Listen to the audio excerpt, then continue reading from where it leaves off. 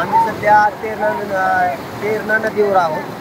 गौर शिवारातून गौर गोसा तेरणा नदी वाहते.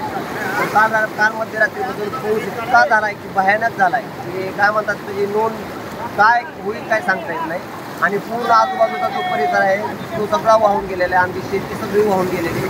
तिकडची थोडं काय म्हणतात ना आता काढणीचं वेळ चालू होती. काढायला लोक आणि पाहतो म्हणजे हातात तोंडाशी आलेला घास हा निसर्गाने वाहून घेतला म्हणजे गिळून घेतला आमच्या हातात हिरावून घेतलेला आहे. तर सरकारला एक विनंती की आमच्याकडं काय म्हणतात धाराशिव जिल्हा इकडं मागासलेला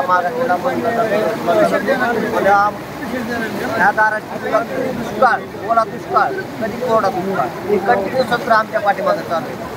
तर हे आता सध्याचं ओला दुष्काळाचं इतकं भयानक विदारक चित्र तुम्ही बघताय की आमची शेती तर सगळी वाहून गेली, पिकं वाहून गेले, जनावरं वाहून गेले. आता करायचं काय राहायचं काय.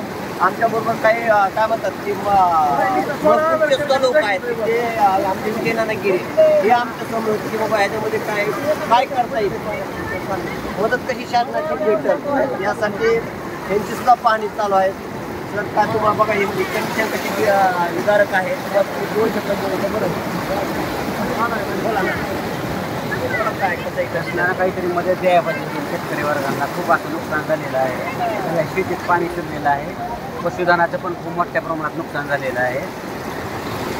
तर बोला काय आपण बघतो या वर्षीची परिस्थिती ही अगोदरच्या काळापेक्षा अतिशय वेगळी आहे.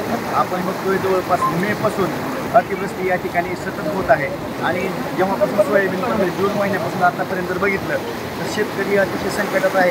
आणि पाऊस थांबायचं नावच घेत नाही अतिशय. आणि पाऊस पण साधा नाही, अतिमुसळधार पाऊस या ठिकाणी आपण परिस्थिती बघतोय. जर गावाचा पूर्ण ही जर परिसर आपण दाखवला या ठिकाणी पूर्ण सोयाबीन हे पाण्यात आहे. आणि आता सांगितलं की या ठिकाणी सोयाबीन पाण्यात कुठली परिस्थिती लक्षात येत नाही. आणि या ठिकाणी आता सांगितल्याप्रमाणे पशुधनाची ही या ठिकाणी भरपूर हानी झाली आहे.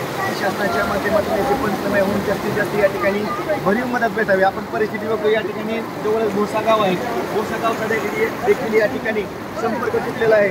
आणि या ठिकाणी जवळजवळ 20 ते 25 पाण्याची पातळी आहे.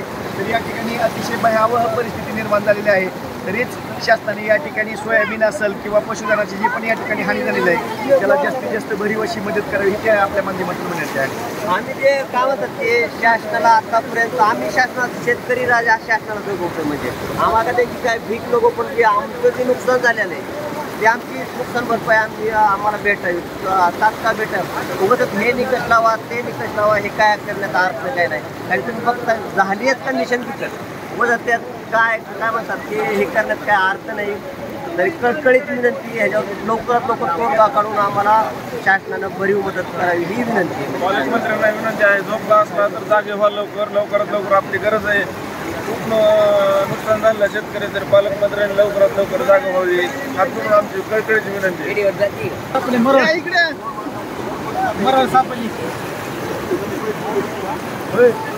बघायचं